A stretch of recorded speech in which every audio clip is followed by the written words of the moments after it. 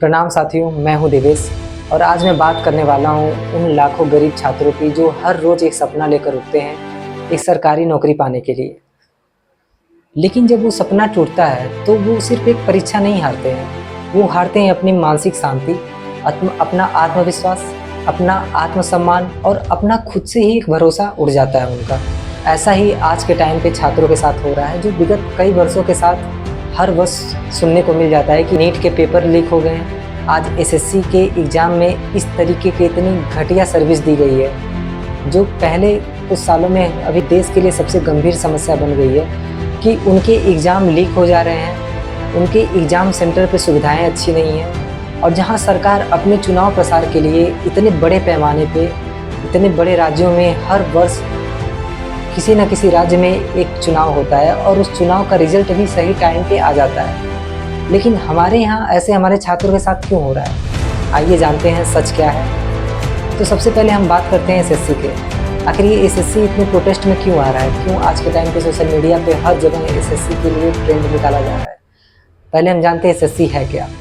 एक staff selection commission एक केंद्रीय संस्था है, मिनिस्ट्रीज और डिपार्टमेंट्स में हर वर्ष नौकरी के लिए भर्ती निकालता है, जिसके कुछ मुख्य एग्जाम हैं, जैसे एसएससी सीजीएल जो ग्रेजुएट लेवल पे लड़के भरते हैं, एसएससी सीएचएसएल जो 12th पास पे भरा जाते हैं, और भी एसएससी के जीडी हो गए, और भी कई सारे तमाम जॉब्स हैं जो हर वर्ष निकाली जाती। और ये जो एग्ज़ाम होता है ये उन यूथ के लिए उम्मीद होता है जिनके पास कोचिंग के लिए पैसा नहीं होता है, लेकिन वो आसमान छूना चाहते हैं। वो इस एसएससी एग्ज़ाम के लिए अपने घर में खुशी लाने के लिए दिन रात मेहनत करके अपनी पढ़ाई पूरी करके इस एग्ज़ाम को निकालना चाहते हैं। इसके कोने कोने से ऐसे तमाम वीडियोज़ आ रहे हैं जहाँ पे इसका प्रोटेस्ट हो रहा है। सबसे ज़्यादा तो अपने दिल्ली में हो रहा है, और मैं आपको ये बताना चाहता हूँ कि ये एग्ज़ाम सेंट्रल गवर्नमेंट कराती है, तो ये देश के कोने कोने से बच्चे आके इस एग्ज़ाम को देते हैं। ये देश बिहार, यूपी, राजस्थान, मध्य प्रदेश, झारखंड, मतलब देश के तमाम राज्यों से निकल के आता है। और यहाँ से लड़के एग्ज़ाम को देने के लिए लोग बिना चप्पल के ट्रेनों से सफ़र करते हैं, बिना सीट के, बिना सोए हुए। कोई स्टेशन पे सोता है कि उसे एग्ज़ाम देना है, 20-20 घंटे तक के सफ़र करते रहते हैं। लेकिन जब हम आज के टाइम पे जब आज जो अभी कुछ दिनों पहले ये जो वीडियो सामने आया कि लड़के सेंटर पे पहुँच रहे हैं और पता चलता है कि वहाँ पे सिस्टम ऑटोमेटिक लॉग आउट हो जा रहा है, तो किसी का बायोमेट्रिक मेथड नहीं काम कर रहा है। एक बार नहीं, बार बार ऐसा हुआ है। 2022, 2023, 2024, 2025 हर वर्ष हर मंथ कोई ना कोई एक एग्ज़ाम लीक होता रहता है, और फिर भी सरकार इस पर चुप साधे रहती है। और जब आप सड़कों पर आते हैं तो आपके ऊपर पानी की बौछार की जाती है, लाठियाँ चार्ज की जाती हैं, और मिलती है एक चुप्पी। और वही मीडिया हर दिन टीआरपी बढ़ाने के लिए दिखाती रहती है, सरकार ने ये कर दिया, सरकार आए सांत्वना दे के चले गए। तो सरकार फिर से एक बयान दे देंगे कि हम इस एग्ज़ाम को जल्द से जल्द कराया जाएगा।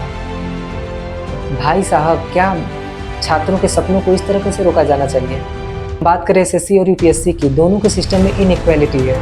यूपीएससी इंडिया का सबसे टफेस्ट एग्ज़ाम माना जाता है, तो उस एग्ज़ाम के लिए सिस्टम बिल्कुल ट्रांसपेरेंट है, पंक्चुअल टाइम पे निकालती है। यूपीएससी का एग्ज़ाम डेट आया, जिस डेट पे आता है उसी डेट पे आता है।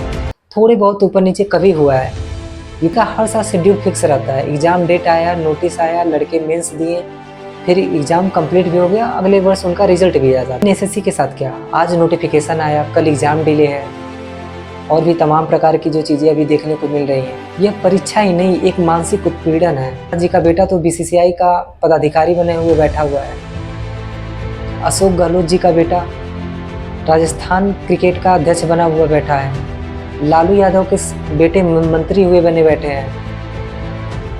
राजनाथ सिंह का बेटा विधायक बना हुआ बैठा है। ऐसे तमाम राजनीतिक बेटों का किसी से भी एसएससी, सीजीएल, सीएचएसएल, जीडी, इन तमाम जॉब से उनका कोई लेना देना नहीं होता है। उनके लिए सिस्टम खुद ही बनी बनाई होती है। ये सिस्टम तभी सुधरेगा जब हम और आप हर कोई इस पर आवाज़ उठाएगा, क्योंकि ये सरकार, ये सिस्टम हमारे साथ हमेशा ऐसे ही खेल खेलती रहेगी और हम इसके जाल के ट्रैक में आते रहेंगे, जो हर वर्ष देखा जा रहा है। तो हमें अब आवाज़ बनना होगा और आवाज़ उठाना होगा।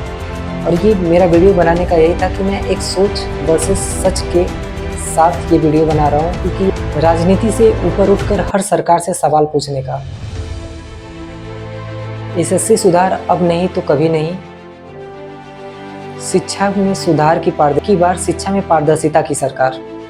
अगर आप भी सिस्टम से सवाल पूछने वालों के साथ हैं तो इस वीडियो को ज़्यादा से ज़्यादा शेयर कीजिए और ये आवाज़ दबनी नहीं चाहिए। जय हिंद साथियों।